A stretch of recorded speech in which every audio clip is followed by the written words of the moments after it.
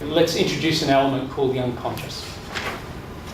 So essentially, if we look at the brain and we say that the brain essentially is made up of two components, and let's put a divider between those two components and call that thing the critical faculty.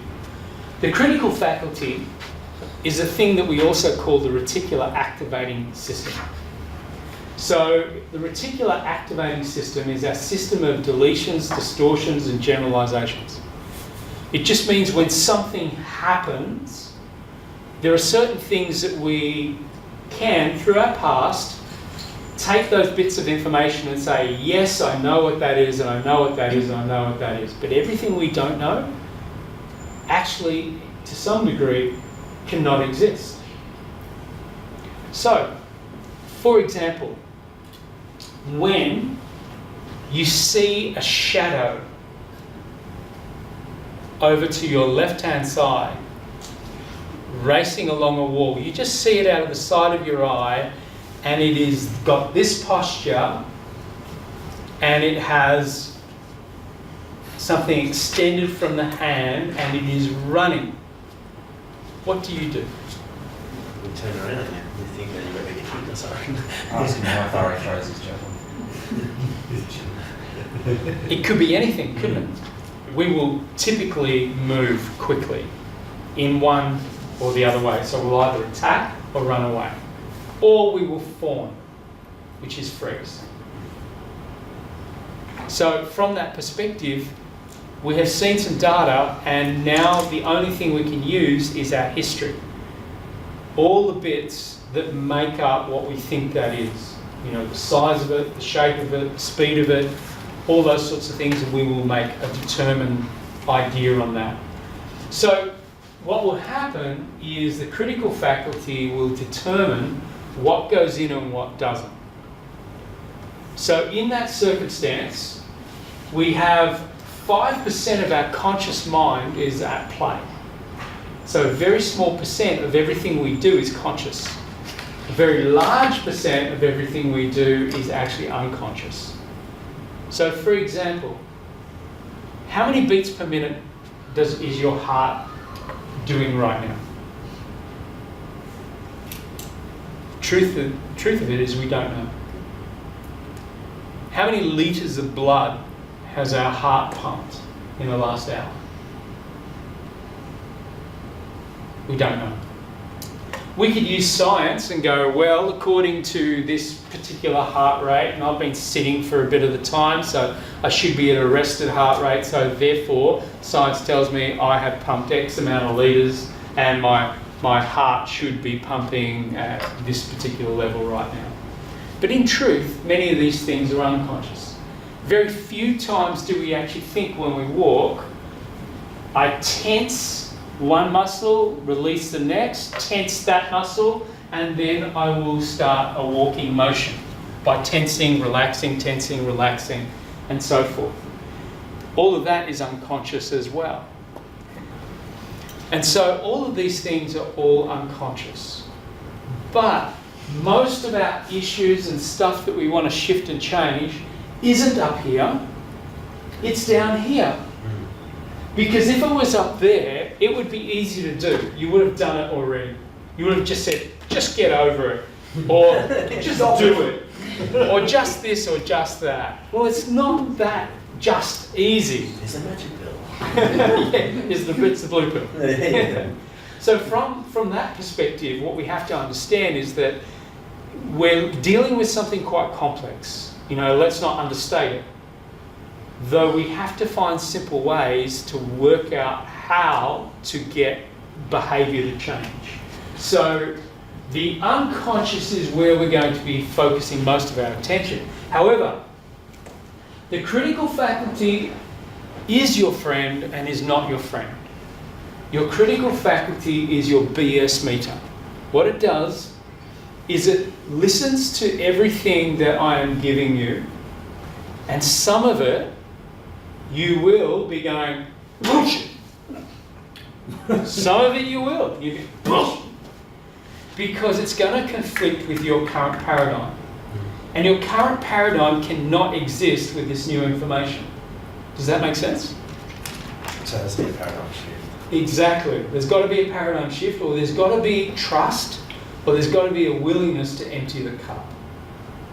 Now, I can remember many years ago when I went into sales, I went into the sales director's office, and he said, so what are your strategies to make this work? So I started telling him all the strategies that I was going to use, and he grabbed his cup of coffee and he emptied it in his office, which was a dramatic effect, you would imagine. And I'm just looking at all this coffee everywhere, and he said, empty the cup. He said, you're not going to get success with those strategies that you're sharing with me. He said, you need to empty the cup. And until you empty the cup, you can fill it. You can fill it with new information, but if you don't empty the cup, it's difficult. It's just going to be overflow. So does that make sense? So from this perspective, the critical faculty is that BES meter. It's that belief system meter. It's that meter that when you hear information that goes against your current paradigm, if it completely conflicts, what will happen is we'll go from hearing this information or wanting to hear this information to now not wanting to hear the information. Because we have to make an adjustment in order for this new information to exist. And let me talk quite quickly about, remember I told you that I'd helped some people with NLP who had MS. Now the very first person I ever worked with to help him with MS, actually no, better example is a guy I worked with, the very first guy I worked with who had depression. Now what happened was I said to him, I said, do you want to get rid of it tonight? And he just looked at me and he said, tonight? He said, obviously you haven't heard what I've been saying. And then he repeated himself. He said, I've had depression for 6 years, been on medication for 4. I don't expect to get rid of it tonight. And I said to him, well then, let's start with a belief change. So I did a belief change on him. And understand, it's a very logical paradigm. All I did is I hit his critical faculty. His critical faculty went back through the past and said, wait a minute, I've had a problem for all of those years, so I'm just assuming his expectation is that it might take him just as long to get rid of it, because he's had it for so long. Does that make sense? Yes. Equally, here's something you're going to get. How could you learn for 8 days and go out there and start working with people on their dreams and goals and aspirations? You've only been training for 8 days. Okay, so let's go back in history. What are we working against in a belief system? You know, when we look back in the past, what are we working against? Time. And what is the expected and understood model of education? It takes 4 years to get a degree, or, you know what I mean? All of that, that's exactly it. 6 years. So people are working with that paradigm. Mm-hmm. They're saying that, well, you know, it takes, 3 years for a diploma, degree, 4, masters, etc. Or I had to go all through primary school, all through high school. So they have got models that basically do that. In fact, there's a lot of universities now who are grabbing NLP, but it doesn't meet their model. So what they're doing is they're extending it. And how do you do that? You do tutorials. Lots of lectures, because you can talk till the cows come home about it intellectually, but the thing is that it doesn't meet their model of the world. It doesn't meet their financial system, actually, because no one's going to pay, 20, 30 grand for an NLP degree or diploma and do it and pay that money over 8 days. What they've got to do is they've got to meet the paradigm, so they've got to extend it. But the truth is that if you model well and you train well and you build the foundation well and you build trust in the room well, you can advance quite dramatically in a short space of time. So we have to understand whenever we're working with anybody, we've got to work with them first. We can't work with our model entirely, not yet. We've got to build trust, we've got to find out where they're at, and we've got to understand that, they're not going to even know where their problems are because they're deep in here somewhere. They will talk from here, they'll tell you what they think it is, they'll tell you some history about what's been going on, they'll tell you a whole bunch of stuff. But it doesn't mean it's true, doesn't mean it's right, doesn't mean it's even going to help you. The guy who I worked with who had depression, he was my very last client. I was very keen and enthusiastic to work with him. I sat there with him for 3 hours. Now, I wasn't working for 3 hours, I was just taking notes for 2 of them. The last hour I was doing work with him.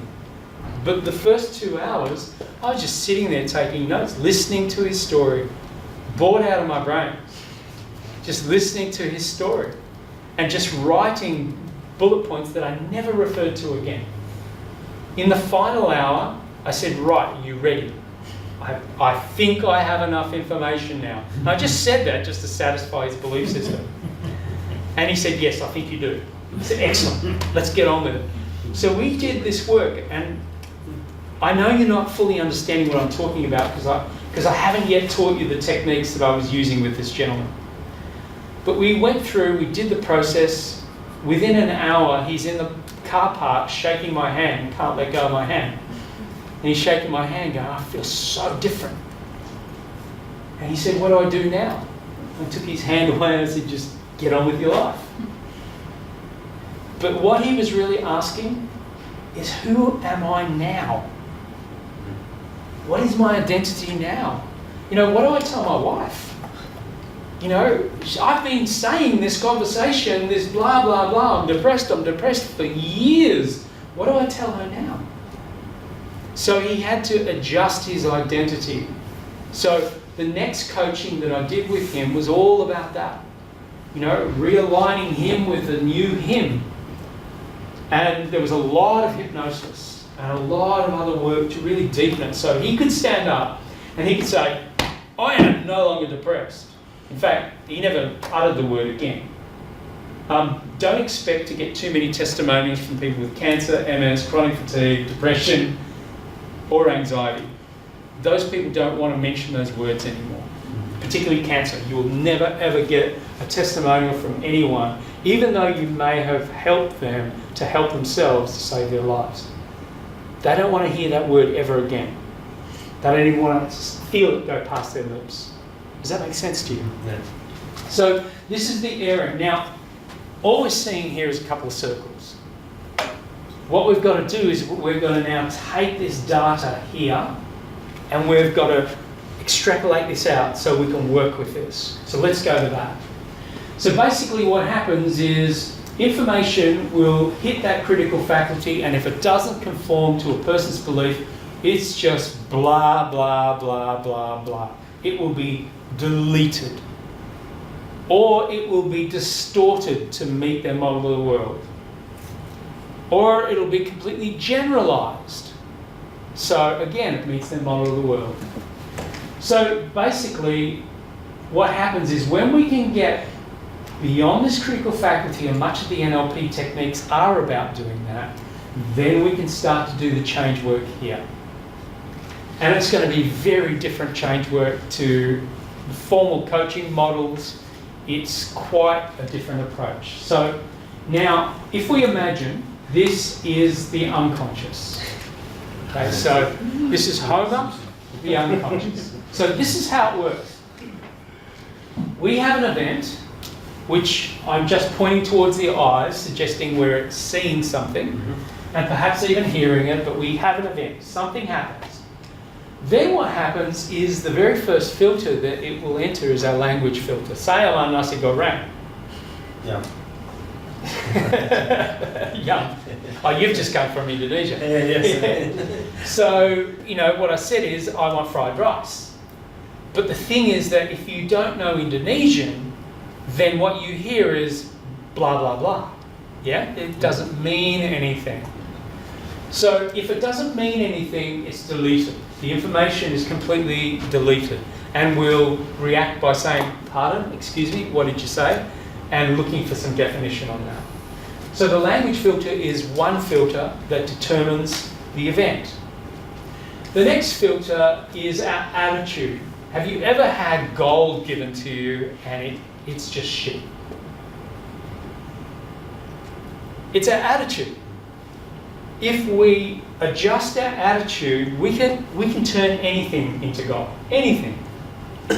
Even for that matter, a bad experience. We can turn anything into gold. But if we if we have an inappropriate attitude for the information, then the information doesn't go anywhere. Does that make sense? Yes. So our attitude, basically, if we model attitude is your state. Attitude is the conversation that you're having in your head. Attitude is your posture. Attitude is your breathing rate. Attitude is how much of the past you're remembering and which part of the past you're remembering right now. And how does it relate to now? So that's your attitude in essence. So we can have an event and our attitude will adjust the information. The information is always just the information. But when it enters into us, it's no longer just the information. Our memories.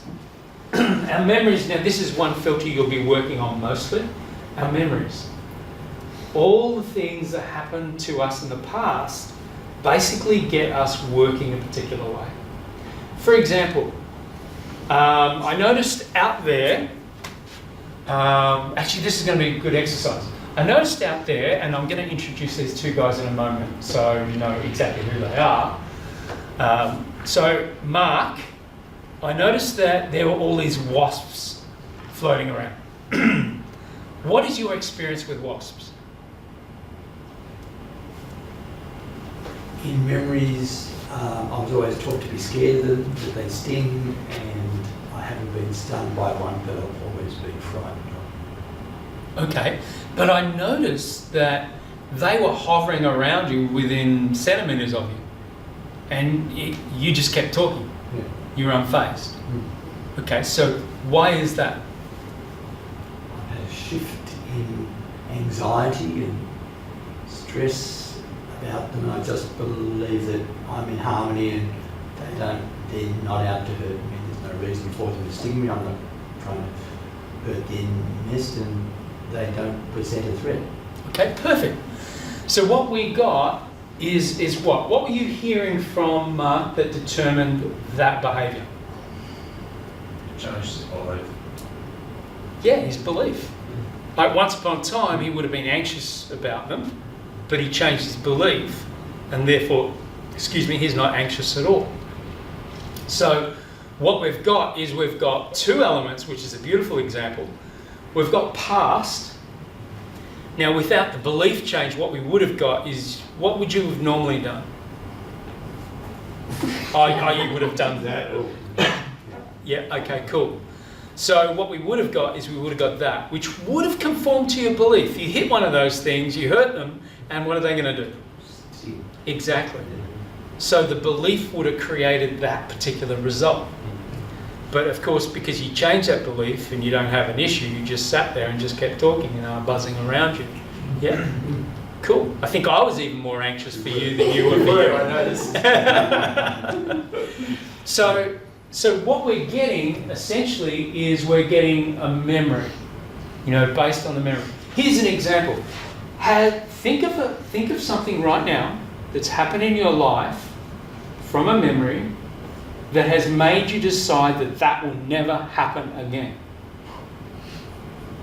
Give me an example. Who would like to share? Having no money. Having no money. Yeah. Yeah. Okay. But from having money to making things going bad to being with nothing. Okay. So you had money somewhere in your past. Then you had an event, and then you lost money. I'm guessing, yeah. Okay, so you lost money. So now you have no money in that particular moment of your life. So then you have done something else to ensure that you always have money. remembered having money. Yeah. And then remember not having money, and I know which one I would prefer. Yeah, exactly. So what happened? So what decision did you make? I'm never going to be here again.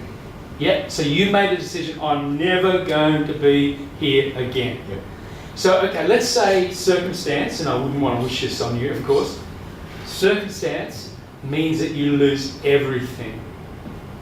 Absolutely everything. I'd have to be pretty bizarre to always make sure of this. See, there's sort of no way to do it. So you There's have always money put aside for that. you have made the decision. So this has come from a memory. Okay, so you've had a memory, and now you've made a decision, and your decisions, of course, define you. And particularly if it's highly emotional. And I know I've been there too. And I made exactly that same decision. That is, I am never, ever going to be in this position ever again. And I will do anything to ensure that I am not in that position. I know what it's like. Has anyone ever been at a point where they've got no money? And I mean really almost on the street. Yeah? It's not a good space, is it? And all your safety vanishes and disappears. And you just look at other people and think they've got no friggin' idea of what it's like to live like this. Yeah? But you perhaps made a decision as well. Yeah? What was your decision? So this is a very long time ago. I would have been in my early 20s. My partner at the time, his ex-wife and children had moved to Queensland, so he wanted to move up there to be close to the children. I said, okay. So I quit my job. So I was, looking after myself fine, and moved with him. He'd always worked for himself, so he refused to work, for someone else. So he didn't work. I got a job, and it was the first time in my life I'd had debt collectors calling me. I couldn't pay rent, so I had relied on him to sort of try and keep things together. And yeah, that was my turning point. I will never rely on anyone else to provide for me. I will always provide for myself, and there will be never a time when I'm not going to be able to do that. So ever since then, very self-sufficient. Can you see the posture between both Troy and Jody? The posture was fairly similar. They were both, No. and there was a lot of that sort of mannerism going on. That's because it was a highly charged emotional event.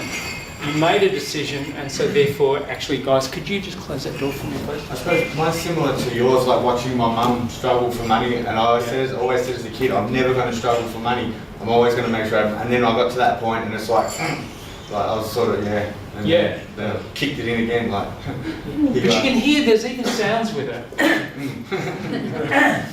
And all these things have meaning, even though that's a language of its own, that it has meaning. So this is how we define ourselves quite often. We will have something that happened, we will, we'll have some sort of feeling that happens, and we'll make it, we'll define that this is not the way it's ever going to be ever again. And then we will move on and build those capabilities and skills to reform a new identity.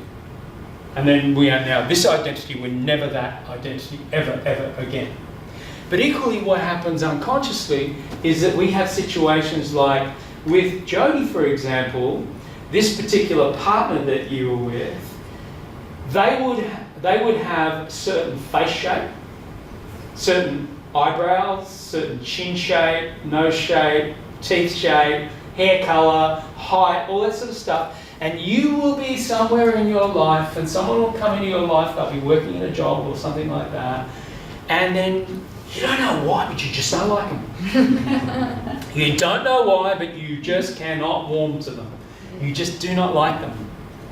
But if you stopped and got conscious about this, and had a look at them, and then had a look at your past, you will find someone who looks just like them. That's how we store things unconsciously. And there will be people in the past that have hurt you somewhere at some time, and it might have been the bully at school, or someone who stole your rubber in grade 1, or a razor. That might not have been grade 1. But the thing was that essentially what happens is we unconsciously see people like that, and we just don't resonate with them for some particular reason. So all of these things are very unconscious. So our job in learning these tools is to learn how do you bring these things out into consciousness. So the next thing is meta-programs. I'm not going to labour on these next two. These are more for masters. But to give you an idea, meta-programs is deep. Like when I say deep, there are so many elements to meta-programs. Meta-programs, to give you a sense and an idea of these, is some people will only be motivated. They'll only move when their pain is too great. So when pain, they will go, that's it! I'm safe. That's it. They won't move any further. You know, they'll just get to this point out of pain and that is all they will move. However, there are other people who have a polarity to that and they are pleasure motivated. So they will just keep moving towards pleasure until they achieve it. So that gives you a really good clue in that one meta program, which is how you actually get to achieve things.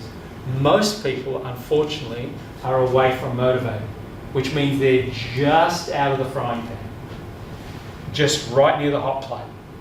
And if the hot plate moves again, which inevitably they do, if we don't change who we are or our behaviours, it just comes back again. So most people are away from motivated. We have to actually train ourselves to be toward motivated because our punitive society, new generations are not going to experience this as much as older generations because newer generations are being brought up on a more peaceful way of parenting and a more peaceful way of school. When I went to school, for example, you know, you got the strap, you got the cane, you got teachers who used to leap off desks with straps and try to cut your hand so hard that it actually cut it and bled. You know, and they were the sort of maniacs that used to educate us. So it was very punitive. Equally, your parents would be quite punitive as well. If you didn't behave, that was it. You know, out came the cane or, you know, whatever. So we were trained to move based on pain. Now, the newer generations that are being born, thankfully, they are not being trained so much with pain. They are being trained more for pleasure. And so that model is changing quite quickly and quite dramatically. So meta programs are basically toward away from motivated. Some people are big picture, some people are detail. Like for instance, me, if you're going to give me information and want me to get engaged with the information, you've got to give me the big picture first. Then give me the detail. Some people, just give them the big picture. Forget the detail, they don't want the detail. Other people are into the detail. You know, so detailed people, for example, will talk like this. I was driving my car the other day and it was one of those really gorgeous days and I noticed how beautiful it is. Have you ever noticed how wonderful you feel on days like that, you know, when it's really beautiful and you've got the windows down and all the air is circulating through the car? Anyway, so there I was driving down the road. So what I'm doing is I'm in detail. You've got no idea what I'm going to talk about. You don't know the big picture yet. But a big picture person would say, I'm going to share with you a better way to enjoy a long driving experience. So, and then they'll go into the detail. Does that make sense? Yeah. So you know what I'm going to be talking about, and because I've given you the big picture. So some people are big picture, some people are detail. So you can't just say big picture to detailed people. You've got to do detail and maybe no big picture at all. So equally, some people are inferential and some people are literal. So these are again meta programs. For example, if I said, it's getting really hot in here, what would you do? You go, yeah. Yeah. So you are what? Inferential or literal? So literal. That's inferential. Inferential.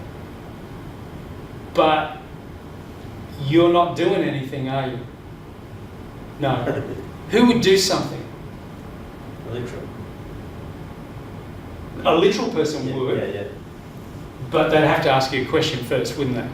They'd say, do you want me to turn up the cooler? A literal person would do that. An inferential person actually would just go up and turn up the cooler. Yeah, that's fine. Yeah, does that make sense? Yeah. Whereas a literal person would say, do you want me to turn up the cooler? Because they have to be literal. They have to be told exactly what to do. You know, like for example, if you're a bit on the nose, just excuse, this is just a metaphor. Yeah. But if you're a bit like that, now if I was inferential, I might do something like, let's say this is a stick of deodorant or something along that line. I might say, this brand is amazing. Have you ever tried it? Yeah? Yeah. That would be inferential or literal? That'd be literal. No, that's inferential. Oh, really? Okay. Yeah. This is literal. You stink. Yeah. And excuse, it was just a metaphor. Yeah. So from that perspective, these are some of the filters that every single experience comes through. So here is another one, values. This was the filter that I was describing earlier. Values filters are values are on a hierarchy. There are some things right at the top that are critical, so important, and other things that are not so important. So, for example, in the context of, here's a classic example, I use this one often.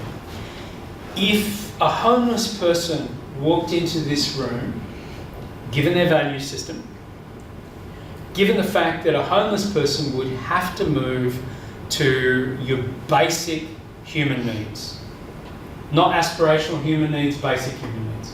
So a homeless person walks in this room. What do they value most about this room? Shelter. Shelter. Yeah. So it'd be shelter, bed, sleep, safety, something along that line. If Richard Branson walked into this room, what would he be looking for? What would he value? Comfort.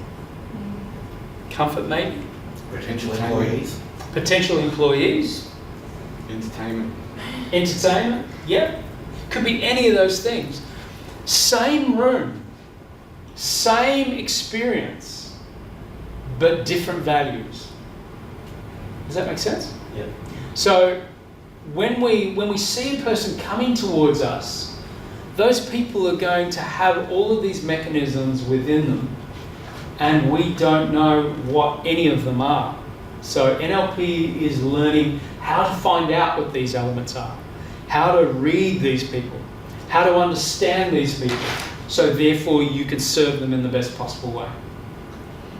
So values is another filter. Of course, beliefs is another filter. And we've spoken quite a bit about beliefs, so I don't think I need to elaborate further on beliefs. But essentially, to sum it up, beliefs are an on and off button. That's the best way I describe a belief. It's either yes or no. It's either on or off.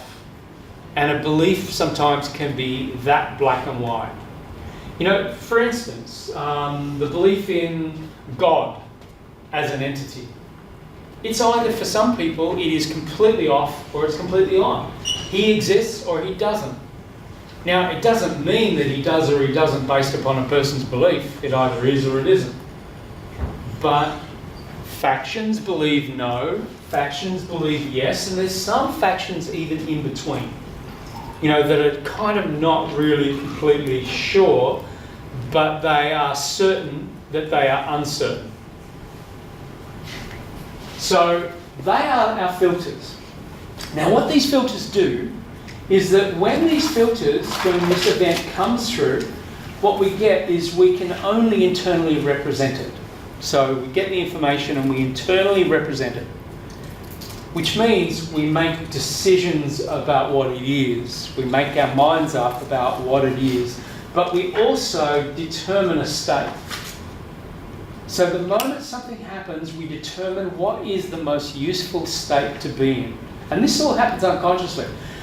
People don't decide to be sad. People don't decide to be happy. People don't even decide to be angry. They unconsciously make that decision. It just happens, according to them. And therefore, because it just happens, they don't just know how to change the behaviour, because it's unconscious. Well, does it become conscious once I develop an identity around that state? It can become very conscious, yes. And also our behaviours can be very, very conscious. We'll selectively choose where we'll go, where we won't go, who we'll associate with, who we won't, and so forth. Like for example, the concept of depression. You won't get people who are depressed that are often going to go out and put themselves in an environment where there's lots of people. Typically, depression tends to, and this is not in all cases because there are some unique beings, so typically depression is an inverted type process. It will have a person recede. And in my early days of coaching, I specialised in depression, and I found it was very, very hard to find them out there because they're hiding mostly. Some will find some sort of solace in alcohol or drugs or sleeping a lot. They're sort of just shut the head off. That they believe in some regards a little bit like psychiatrists believe that it's chemical. So what they'll do is they'll use chemical to shut off the head, or drugs, or anything for that matter. So then it becomes a physiology, and the physiology is what we're reading. So we can see if someone's like that, we're seeing a few elements together and we're making a judgment call. So we're calling that person perhaps frustrated or angry or whatever it is. That's the physiology. Or if we say something, we are the event, we say something, and then what we get is that. Well, what we're getting is that they've made some sort of decision based on the memory of what we've just said and their specific attitude at the time and their meta programs and what's important to them, what's not, and what they believe and what they don't. And that is the behaviour. That's all we see, which comes from our physiology. So all we're really calibrating on is behaviour. So we're always looking at what's going on. And we've got to try to work out what all of these things actually are, how they're coded, how they're stored, and that's the environment of coaching. Because we can do that by asking questions and getting answers. So what this really does is this gives us a model, and it gives us something. We can't really do much with this model, in all honesty, right now. But what it does is it shows us a bit of a map. It gives us an idea that we all have these particular things, and an event is going to be construed based on the content of each of these filters. So NLP, when it first started pulling all these things apart, it had to understand it first before it could do any change work.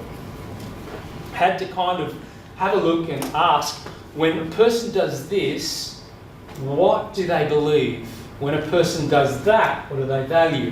When a person does this, what are their meta programs? What is that, all those programs that function them as they do? What are the decisions that they made somewhere in their past? What are the memories that stem from those decisions? What is essentially the language that they have learnt over time? When I started doing a lot of wealth coaching, I recognised that people's language defines them. Poverty language. There's a language to it. Those rich bastards. Common. Anyone who is broke will often have some idea about what it's like to be poor and what it's like to be rich. And they'll make judgments about it. But if you think about it, their belief, it keeps them safe. Because they can say, those rich bastards Therefore, they hold them at arm's length. So I'll never be one of those. So they've just written a contract that says I will remain poor for the rest of my life because I never want to be like one of them. Is that making sense to you? Yes. And of course, attitudes, determine how we engage with the world based on all of these conclusions we're making through all of these filters. Richard Branson will often say, I will employ for attitude. I can always teach skill, but attitude is so challenging to change. So all of this stuff, NLP, is really getting to the core of all of these filters, including attitude. So this is how it looks like. If we had to get information, what we know, and there's a guy called Mihai Csikszentmihalyi who basically wrote a book called Flow. Now what he said is that we are deleting, distorting all the data that is coming into us. Now, how much data? They have estimated that there's about 2 million bits of information every second.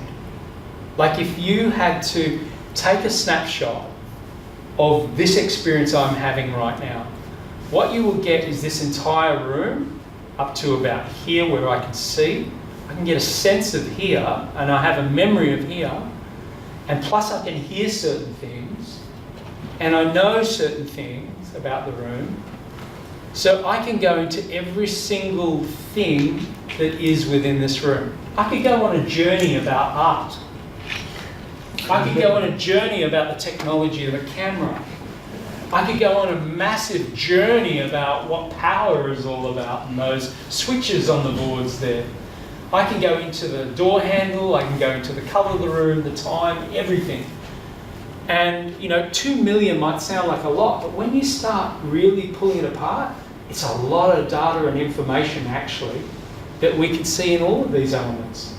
So right now as I'm teaching you, I can't think about the technology of the camera and all the detail and data and where that door handle came from and the colour of the room and why they're black and white and why there's no colour in the paintings and all of those things. You can hear how judgments even click in. If I did that, how can I teach you? How can I retain this information and deliver it to you when I've got all of that going on? So there's only one way I can do that. And the way that I do that is, first of all of those things I delete. I just go, not important right now, doesn't meet my values, so I'm going to delete all that information.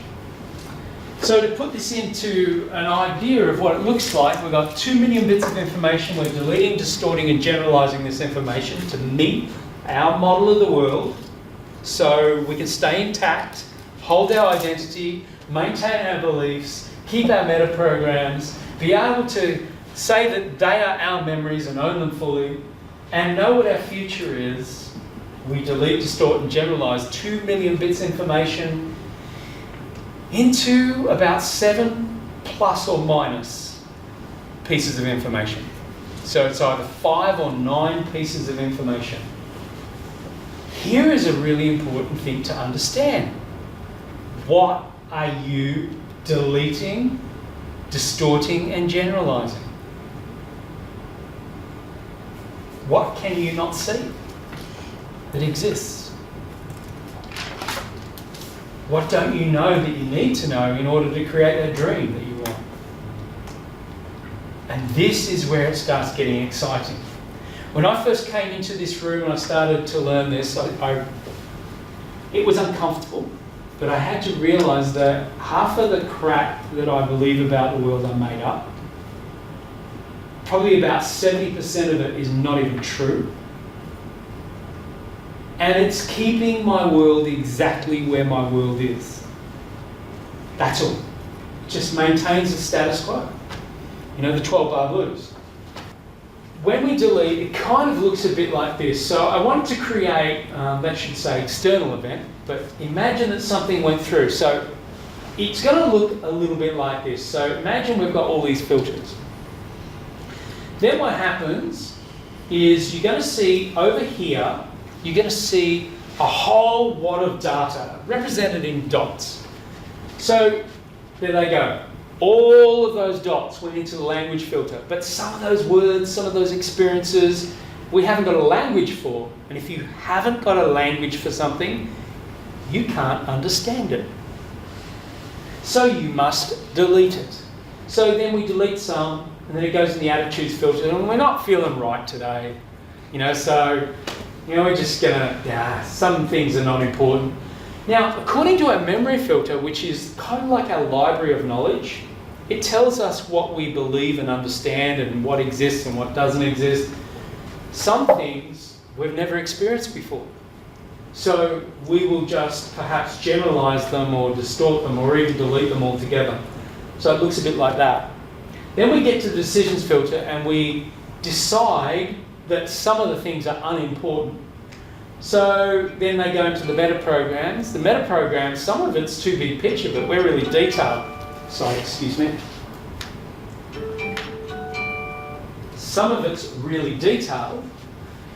And so what we then do is it then goes into our value filter. Now, values is a hierarchy. Some things are really important, some things not important at all. So we get rid of some more. Now, the last bits of information, some of them conform with our beliefs and others don't. So we're left with that. So here are some pictures. And I wanted to put these up just so you get an idea of how your brain deletes, distorts and generalises. So I'm going to stand at the back of the room. So when you look at these particular pictures, They're moving. they're moving for you. Yeah. Hands up if they're moving for you too. Did the picture Okay. Hands up if they're not moving for you. Okay, so that means it's moving for everybody. Yeah? They are just pixels. That's all they are. That's not a video. That's just an image. Let me show you another one. I want you to just look at the cross. Eventually you will see a green dot that is circling. Oh, yeah. Now, as it circles, the dots will disappear. Wow. And for some of you, as it circles, the dots don't disappear, it just goes over the top of them. That too is just an image. But the only way that that can work is for your brain to delete, distort and generalize. So here's another one. So for some of you that might be a pyramid, for some of you, like a cone, for some of you it's a tunnel, for some of you it's moving, for some of you it's not.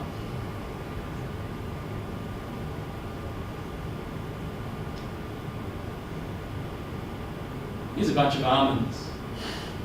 For some of you they're in the ocean. Yeah. Wow. Here are some other almonds. Spinning. For some of you, they are rolling cylinders. For some of you, they're not. Here are some other almonds. For some of you, they're perfectly still, but some of them just want to do the little circle thing. Rotate a little. So this is just a classic example of distortions and deletions. So this is the particular activating system. Here is the biggest opportunity that you have in front of you. If that's a torch, what we get is we get that there is potential reality all around us. There really, truly is. And this potential reality, what happens, of course, is although it's everywhere, we just see our reality. That's all we see. I can remember there was an event that I did a number of years ago. It was a lot of fun, actually. What I did is I got $50 notes and I brought them into the room, and then I put the very first one up and I said, "Who wants this?" And a whole bunch of hands went up. And I said, but who really wants this? And no one really cottoned on. What I was expecting was that someone with the greatest desire would have got up and just pulled it out of my hand, but they didn't. They just sat there and they just had their hands up. And I just thought, wow, this is a metaphor for life. You know, here it is right in front of them and they're just all sitting there. Wow. So finally what I did is my plan B was I then said, okay, who has the most value in the room right now and who could give me some value for my $50? And this one very courageous woman put her hand up and said, I can teach you to sing. And I said, yeah, but what if I don't want to sing? And she said, but you present all the time. What if I helped you to project your voice? And so I said, okay, so what's the value for me? She said, well, you won't need microphones anymore. And I said, okay, well, that's absolutely saving of $50 at least. So I said, okay, here you go. So I said, when I give out these $50 notes, you all can get these $50 notes, but you've got to prove you've got enough value and you're going to give it to the people with the $50 notes. So what happened was I ended up distributing all these 50s around the room, and what people did is I then went, okay, it's $50 time. And everyone would get up and they'd all go to the people with $50 and they go, I can give you this, I can give you that, I can give you this. What I did at the end of the weekend is I then said, let's work out how much money has been exchanged here. So I said, okay, who is offered what? You know, for the 50s. And I started writing down, and there were just pages and pages and pages. Then I got someone, one of the crew, to add all these up. How much do you think was in the room? First I'll explain. I only distributed $200 in that room. How much do you think was in that room? $2 grand. Million? 200 grand. It was well over $1 million had been distributed in that room from $200. But the thing is this, that is the world around you, my friends. There are opportunities absolutely everywhere. And I'm not just talking in a financial sense. I'm talking in any sense. If you wanted to live on an island somewhere, a little tropical island somewhere, and that was your biggest dream, if you wanted it enough, you could make it happen. There was a story about Socrates, and Socrates had an apprentice, and they were walking through an area, and there were lots of fountains, and it was a beautiful street. And the apprentice was just walking beside Socrates. And the apprentice said to Socrates, how can I become as great as you? And with that, Socrates just grabbed his head and threw it down into a fountain, and put his head under the water and held it there. And he just held it there, and held it there, and held it there, and held it there. For some time, his apprentice's head was under the water. And then finally, he just let go. And his apprentice came up and was gasping for air. And he said, what did you do that for? And and Socrates said, to be as great as me, as much as you want air, that's when you will have it. And the truth is this, the world is just filled with opportunity around you. And everything you have right now, this thing that you call your life, whatever it is right now, you have it because you always believed that you would have it at some level. Unconsciously or consciously. You have tomorrow, and it will turn out exactly as you think tomorrow will be, because you believe it is like it is. And you have the day after and the day after in your future. And in fact, you could even perhaps foretell the very last day you have on earth, because you believe it.